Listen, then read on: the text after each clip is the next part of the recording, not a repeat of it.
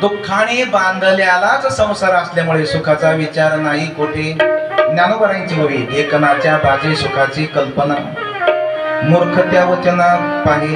एकनाची बाजे म्हणजे पूर्ण ढेकणाची बर का. त्या बाजीचे लाकडं जे असतात ना ते दंड ते बी ढेकणाचे, माचे ढेकणाचे, सुंबो ढेकणाचा आणि आथरुंबी ढेकणाचं, उशी ढेकणाची, पांघरून ढेकणाचं टाकू. त्याच्यावर एखादा झोपला आणि सकाळी उठून म्हणला वा सुखाने झोपलो होतो. ज्ञानोबराय म्हणले मूर्खपणाचं लक्षण. इंगळाच्या शेजी सुखाची कल्पना. इस्तू पडलेला आहे खैराच्या लाकडाच्या, त्या लाकडं जळले आणि त्याचे इंगळ त्याचे असणारे त्या ठिकाणी इंगळ असणारे ते आर, त्याच्यावर एखादा झोपला सुखाने झोप येऊ शकत नाही. संसार कुणाचाही असो दुःख रूप आहे,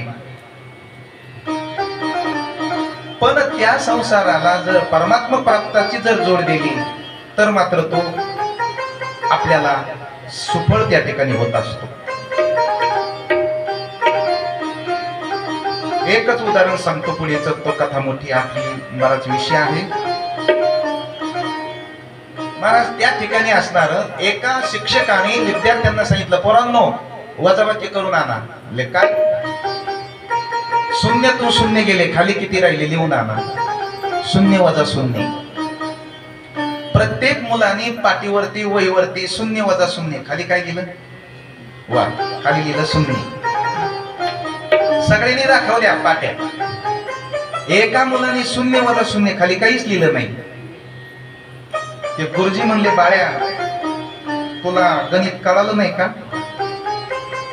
तो म्हणला कळालं. मग तू खाली का उत्तर का नाही लिहिलं? तर तो मुलगा म्हणला गुरुजी शून्यातून शून्य गेले, खाली काय राहिले शून्य. गुरुजी शून्य म्हणजे काय? गुरुजी म्हणले काहीच नाही. मग काहीच नाही तर मग लिहायचं कशाला?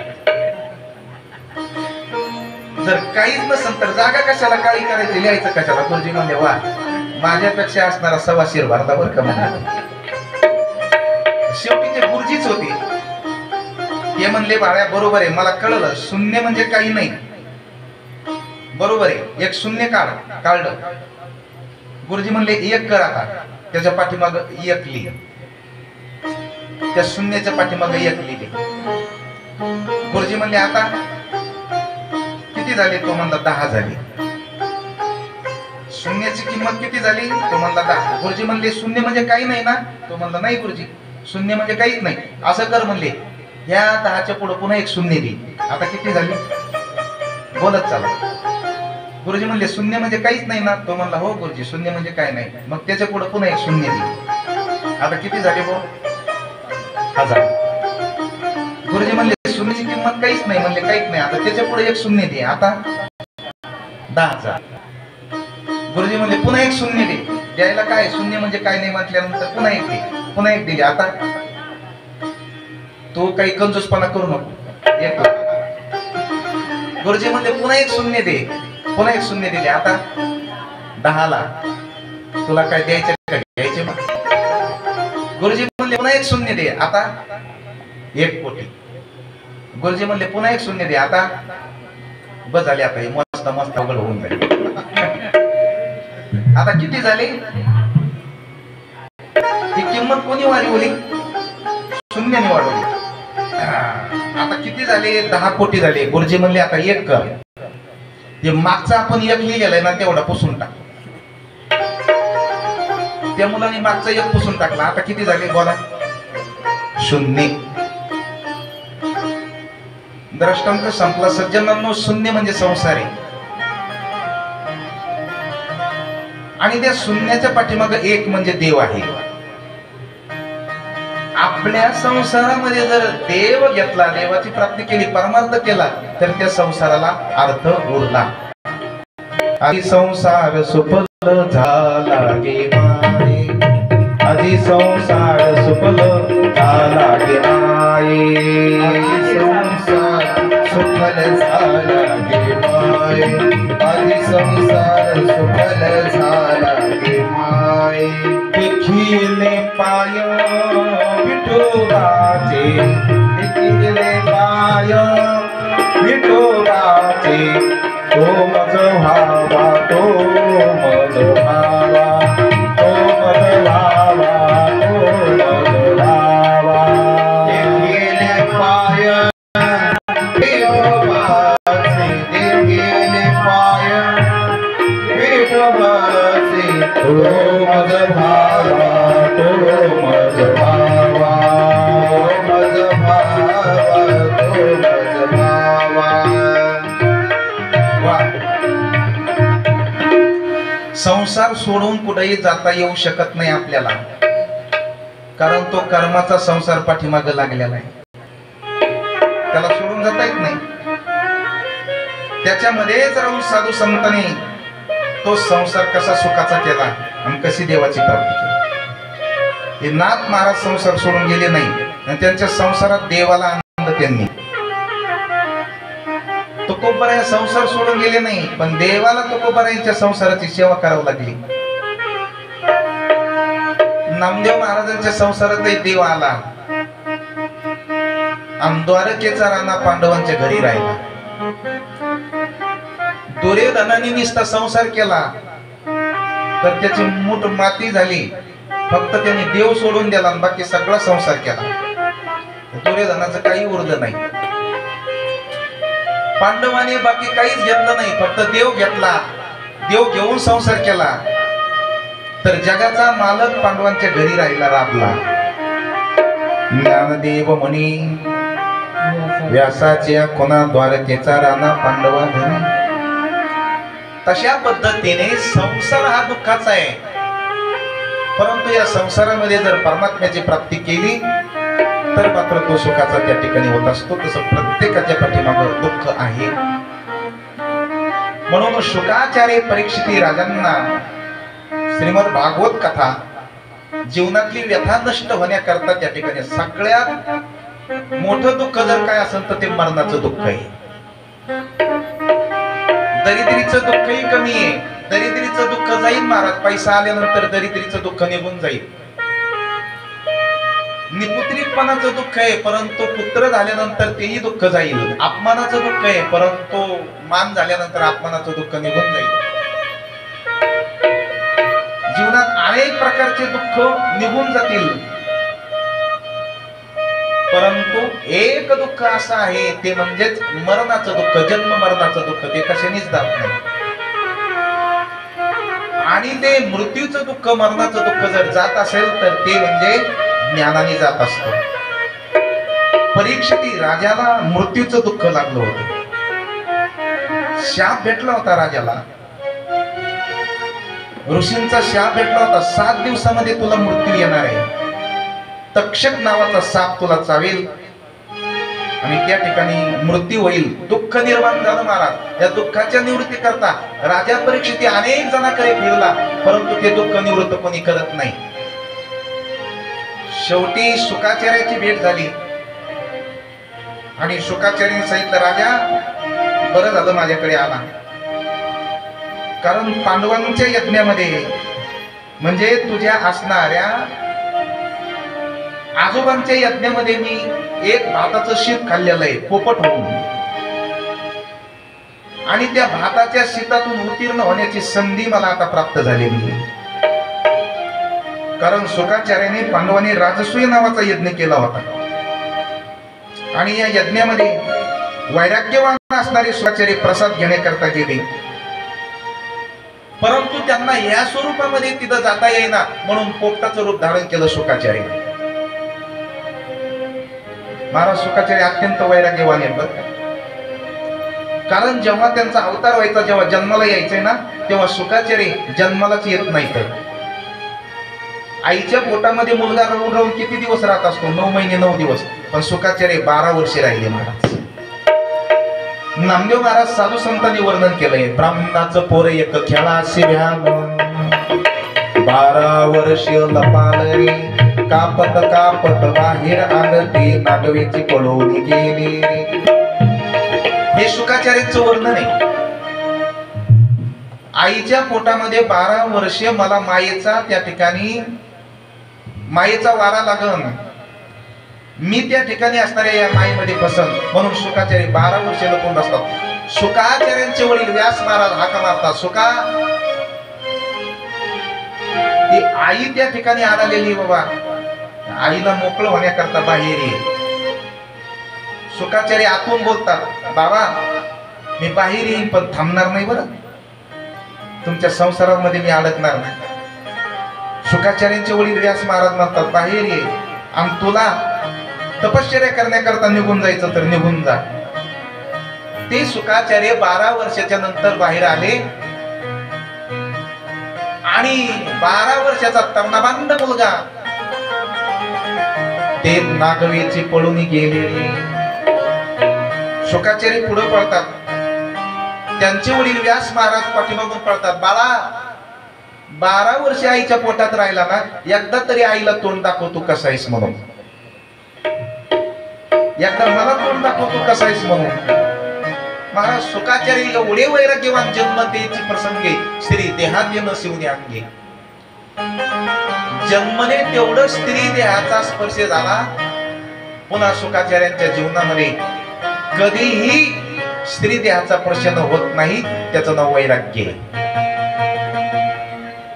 आणि म्हणून समर्थांना वैराग्याची उपमा देत असताना सुका सारिखे पूर्ण वैराग्य ज्यांचे. रामदास स्वामी किती वैराग्यवान आहेत महाराज शुकाचार्य साहेब, वशिष्ठा परिज्ञान योगेश्वरांची. असे शुकाचार्य पुढे पडतात, व्यास महर्षी पाठीमागे पडतात. बाळा एकदा तोंड दाखव बाळा, हे शुका म्हणून पाठीमागे पळतात महाराज. आणि शुकाचार्य पुढे पळतात, नाही माझ्या आईला बी भेटायचं नाही, बापाला भेटायचं नाही, कारण त्यांच्या मोहात मी पडल. शुकाचार्य पुढे पळत असताना व्यास महर्षी आवाज देतात. महाराज व्यास काही साधे नव्हते. 18 पुराणांचे जर करते कोण असेल तर ते व्यास आहेत. 4 वेदांचं खंडन करणार कोण असेल तर ते व्यास आहेत. सगळे पुराण, सगळे इतिहास, सगळं महाभारत ज्यांनी लिहिलंय ना, त्याचं नाव व्यास महाराज आहे. व्यास महाराज एवढे असणारे त्या ठिकाणी तपस्वी महाराज, सत्यवतीचे मुलगा व्यास महाराज आहे. हे व्यास पराशर ऋषीचे त्या ठिकाणी असणारे ते नंदन आहेत, मुलगा आहे. ते व्यास महाराज एवढे श्रेष्ठ, एवढे विद्वान, शुकाचार्यांना मुलाला हाक मारत असताना या व्यासांचा अपमान होऊ नये आणि म्हणून त्या जंगलातले झाड वो देत होते. हे शुका म्हटल्यानंतर शुकाचार्य विदयी होते, पण ते झाड म्हणायचे काय व्यास महाराज, ते दगड म्हणायचे काय व्यास महाराज. कारण व्यासच एवढे विद्वान आणि एवढे तपस्वी होते की त्यांचा अपमान होऊ नये. शुकाचार्य पुढे पळत निघून जातात. पुढे गेल्यानंतर एका नदीला महिला मंडळी त्या ठिकाणी कोणी पाणी भरत आहे. शुकाचार्य तिथून निघून जातात. पाठीमागून व्यास महाराज हाक मारत मारत त्या नदीतून निघून जातात. तेवढा व्यास महाराज गेल्यानंतर त्या महिला सावध झाल्या, पटापटा डोक्यावर पदर घेतले त्यांनी, बाजूला सारखले. व्यास विद्वान होते. नदीतून नदी पार करत असताना त्यांना प्रश्न निर्माण झाला आणि त्यांनी प्रश्न विचारला, का हो मातांनो, माझा 12 वर्षाचा तरुणाबांध नग्न मुलगा इथून गेला, तुम्ही बाजूला सरकला नाही, तुम्हाला काही वाटलं नाही, लाज वाटली नाही, आणि मी म्हातारा माणूस झालो, 55, 50, 60 वर्षे माझं वय होत आलेलं आहे, मला पाहून तुम्ही लाजता? याचं काय उत्तर आहे? तेव्हा त्या महिलांनी उत्तर दिलं, व्यास महाराज तुम्ही विद्वान आहात, पण हे जे तुम्ही विचारतात ना याच्यामध्येच तुमच्या प्रश्नाचं उत्तर दडलेलं आहे. बाप से बेटा सवयी. व्यास महाराज तुम्ही विद्वान असता, ज्ञानी असता, पण तुमचा जो मुलगा झालाय ना तो तुमच्यापेक्षा 1000 पट वैराग्यवान आहे. तो इथून जेव्हा निघून गेला तेव्हा त्याच्या डोक्यातही आलं नाही की इथं पुरुष आहेत का स्त्री आहेत का, कोण झाड आहेत का, वृक्ष आहेत का, वेली आहे. तो विधीपणामध्ये निघून गेला. आणि म्हणून त्याची भूमिका तशी असल्यामुळे आम्हाला कुठल्याही पद्धतीचा संकोच वाटला नाही. पण तुमच्या मनामध्ये स्त्री पुरुष भेद असल्यामुळे आम्ही डोक्यावर पदर घेतले. मुलगा पेक्षा श्रेष्ठ. हे शुकाचार्याच्या कानावर शब्द गेले वाऱ्याच्या वेगाने. 12 वर्षाचा शुकाचार्य तिथं थांबला आणि मनामध्ये थोडी शंका निर्माण झाली, एवढा मोठा आपला बाप व्यास विद्वान, त्याच्यापेक्षा आपण थोडी जरा वैराग्यवान आहेत का? हे शुकाचार्यांना ममतेचा थोडा मळ लागल्याबरोबर पुन्हा पुढे चालतात, पुन्हा पाठीमागून व्यास महाराज आवाज देतात, सुका एकदा तोंड दाखवून जा. हे सुका म्हटल्यानंतर झाड ओढ येत होते, आता झाड ओढ यायचे थांबले. व्यासांच्या लक्षात आलं, पहिलं झाड ओढ येत होते आता झाड ओढ येत नाही. याचा अर्थ माझ्या सुकाला आता थोडा अहंकार झाला आणि म्हणून आता मंत्र बदलला व्यासाने, सुका जायचं तर जा, पण जे तुझ्यामध्ये जे मम निर्माण झालंय ना त्याचा त्याग करून जा. पुढे जनक राजे, जनक राजा संसार करून बी विधेयत, एकदा त्यांच्याकडे जा, बिघाडलेली गाडी दुरुस्त करून घ्या आणि मग तुम्हाला बद्रिका आश्रमामध्ये तपश्चर्या करण्याकरता जा. बापाचे शब्द ऐकले आणि म्हणून शुकाचार्य जनक राजाकडे गेले. जनकांना निरोप दिला, मी सुख आलो. आतून निरोप आला, संगम त्यक्त्वा सुखी भव.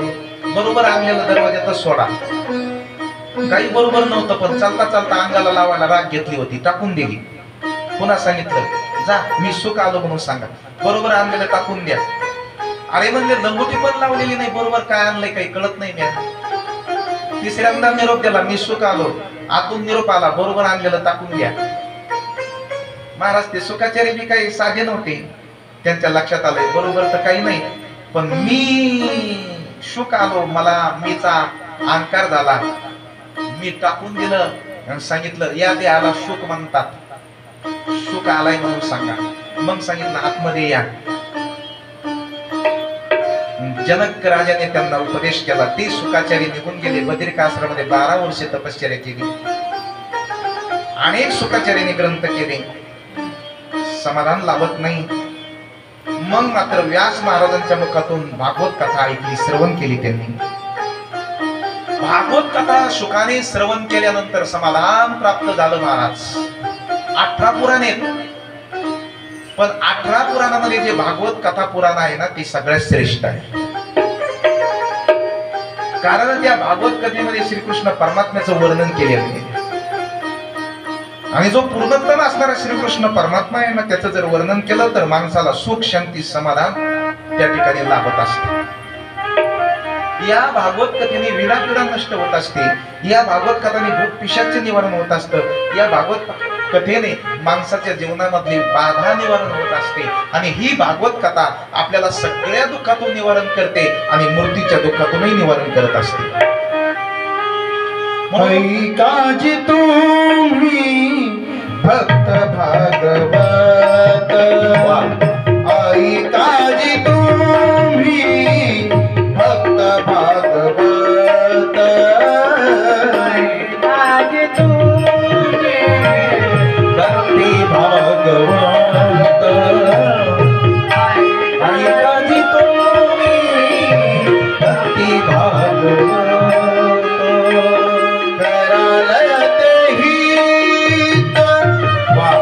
सत्य करा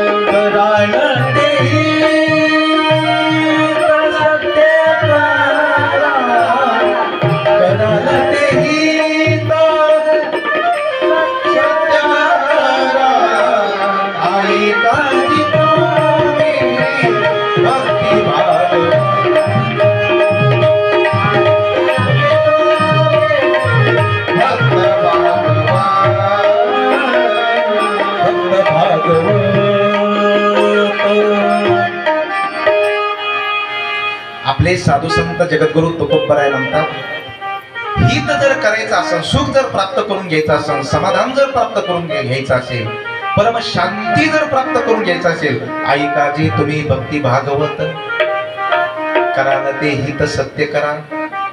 भक्ती भागवत त्या ठिकाणी ऐका. काय हो, भागवत ऐकल्याने काय होतं महाराज? भक्ती निर्माण होते आपल्या जीवनामध्ये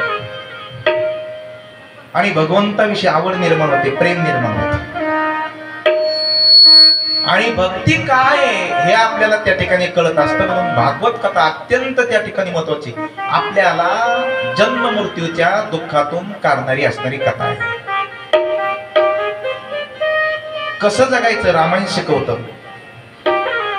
संसारात दुःखात सुख कसं मानायचं श्रीमद भगवद्गीता आपल्याला शिकवते. आणि मरतानी कसं समाधानाने मरायचं भागवत कथा शिकवते. रामायण शिकवतं संसारामध्ये राहत असताना प्रत्येकाचा स्वभाव वेगळा असतो. घरामध्ये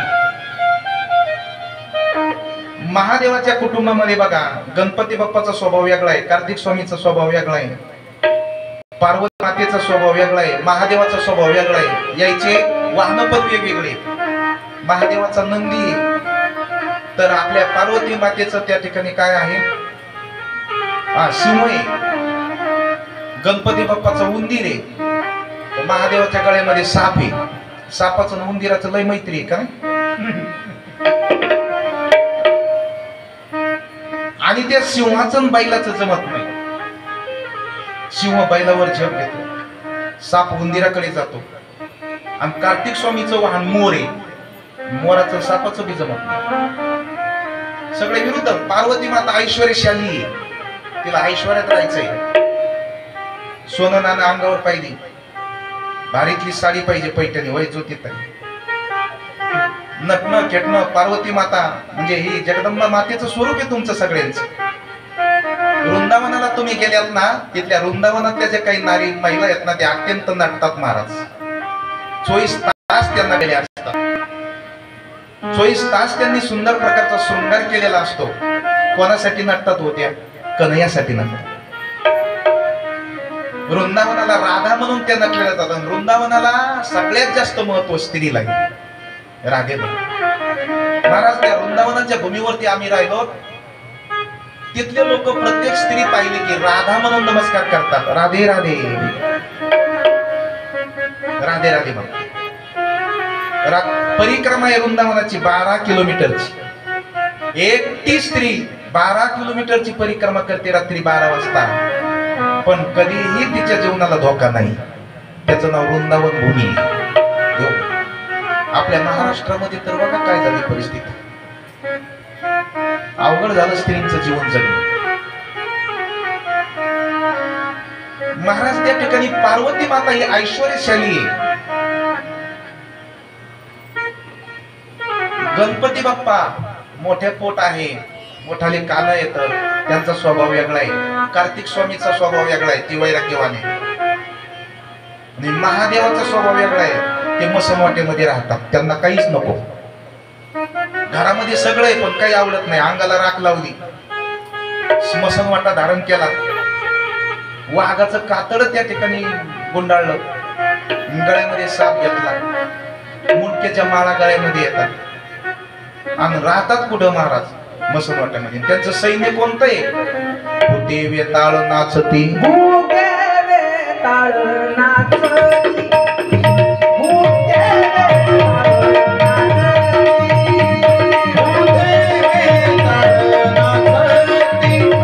भूते वेताळ नाचती, भूते वेताळ नाचती.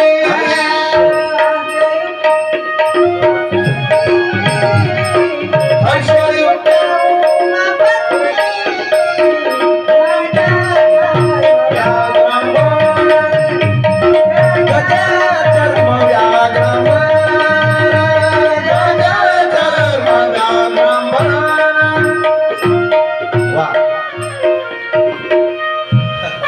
महादेव एवढे ऐश्वर्यशाली असूनही मसनवाटेमध्ये राहतात, अंगाला राख लावलेली आहे.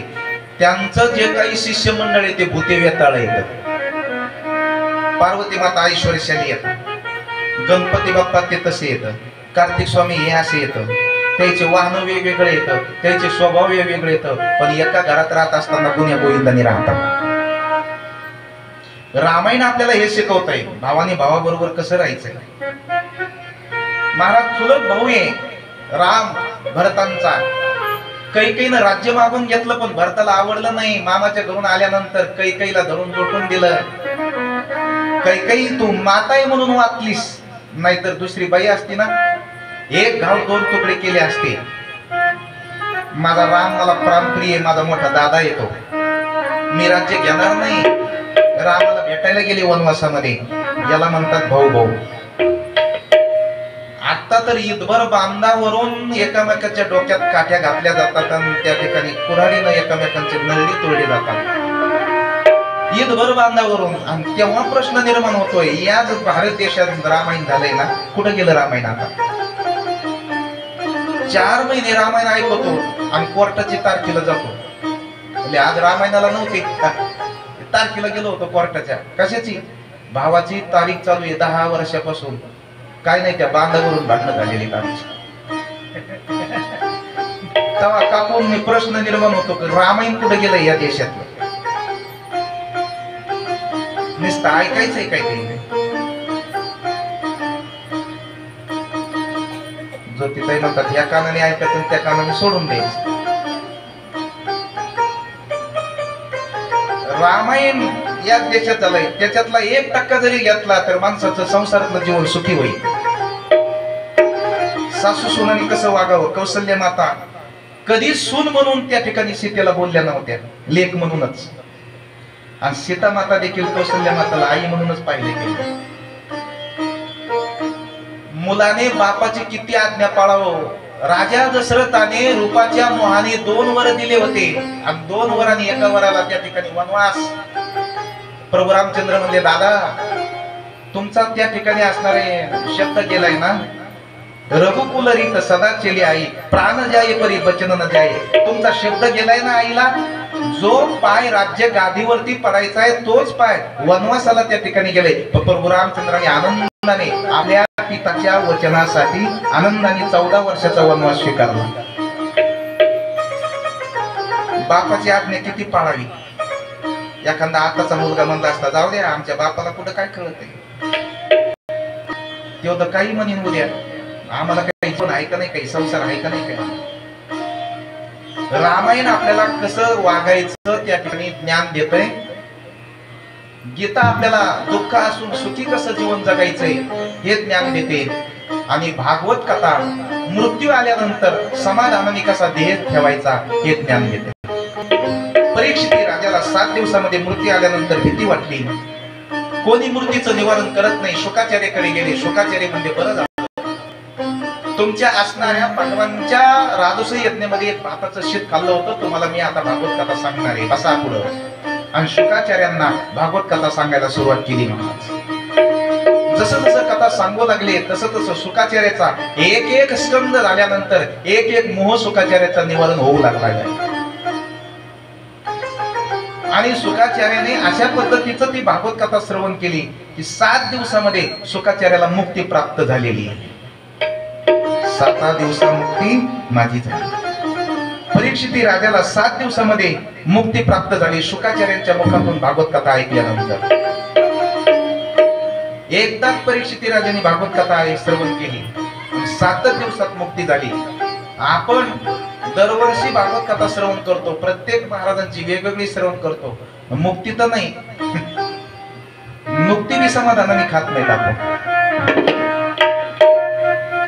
भागवत कथा श्रवण केलं पाहिजे तर परीक्षित राजासाठी, याला श्रवण भक्ती म्हणतात. या भागवत कथेमुळे त्या ठिकाणी असणाऱ्या भागवत कथाच्या श्रवणामुळे आपल्याला जन्म मृत्यूच्या दुःखातून निवारण होता येतं. भक्ती त्या ठिकाणी प्राप्त होत असते. आणि म्हणून अशा पद्धतीने असणारी सुंदर प्रकारची भागवत कथा काल आपण भक्ती देवीच्या मुखातून पाहिलेला आहे. मनु आणि शतरूपा ब्रह्मदेवाच्या 2 बाहूतून त्या ठिकाणी ही मनु आणि शतरूपा त्या ठिकाणी निर्माण झाली जगाची निर्मिती करण्याकरता. मनु आणि शतरूपाला त्या ठिकाणी असणाऱ्या 3 मुली झाल्या आणि 2 मुलं झालेली. त्या 3 मुली कोणत्या येतात? प्रसूती, आहुती आणि देवहूती. कर्दम ऋषींना त्या ठिकाणी असणाऱ्या मुली दिल्या. कर्दम ऋषी म्हणजे अत्यंत इंद्रियांचा संयम केला त्यांनी बऱ्याच दिवस. महाराज, लग्न होत नाही, ब्रह्मचर्य अवस्थेमध्ये आपण इंद्रियांचं संयम केलं पाहिजे, विद्या प्राप्त केली पाहिजे आणि लग्न झाल्यानंतर सुंदर प्रकारचा विधीपूर्वक संसार केला पाहिजे, अशी ब्रह्मदेवाची आज्ञा आहे. ब्रह्मदेवाच्या आज्ञेप्रमाणे जर संसार केला तर ब्रह्मदेवाचा आशीर्वाद आपल्या संसाराला लागत असतो. आणि म्हणून कर्दम ऋषीने अशा पद्धतीचे असणारे त्यांच्या बरोबर संसार केला. त्यांना अनेक मुलं झाली. या मनु आणि शतरूपालाच 2 मुलं येतात. एकाचं नाव प्रियव्रत आहे आणि एकाचं नाव उत्तानपाद आहे. हे म्हणजे त्या ठिकाणी सूर्यवंशी असणारे त्या ठिकाणी गादी आहे. मोठा मुलगा प्रियव्रत विरक्त होता, वैराग्यवान होता. गुरुकडे ज्ञान घेता घेता त्याला विरक्तता प्राप्त झाली आणि विषयाचं वैराग्य निर्माण झालं. आणि संसारात शतरूपा मनु म्हणायचे, तुझं लग्न करायचंय, पण त्याचं मन मात्र संसारात रमत नव्हतं. जसं तुकाराम महाराजांचे मोठे बंधू विरक्त झाले.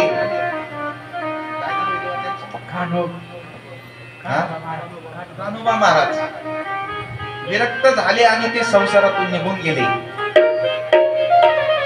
तशा पद्धतीनं हा प्रियव्रत संसारामध्ये विरक्त झाला. त्याला संसाराची किळस येऊ लागली. महाराज, संसाराचं वैराग्य निर्माण झाल्यानंतर ज्ञानोबाराय म्हणतात, ओमलिया अंगना लाळन घोटे रसना अंगण सुयालिंगना प्रेताची याला वैराग्य म्हणतात. एखाद्या माणसाला खूप जिलबी आवडते, त्याच्यामुळेच लाईट जाते. एकदा मोठ्या प्रेमाने भजन करा.